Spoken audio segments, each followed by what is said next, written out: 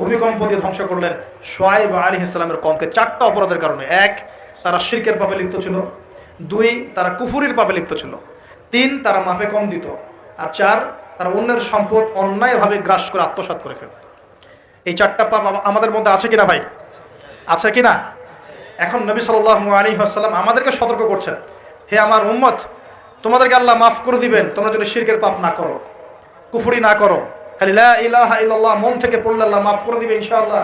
5 ওয়াক্ত নামাজ ঠিক করে পড়ো, যাকাত দাও, রমজানের সওম রাখো, আমিরের আনুগত্য করো, একে অপরের প্রতি মহব্বত রাখো, ইনশাআল্লাহ আল্লাহ তোমাদেরকে মাফ করে দিবেন। কিন্তু তিনি সতর্ক করলেন। নবী সাল্লাল্লাহু আলাইহি ওয়াসাল্লাম বললেন, বাইনা ইয়াদাই সাআ। এইবার এই হাদিসগুলো একটু ভালো করে শোনেন, আস্তে আস্তে আমি শেষ করছি।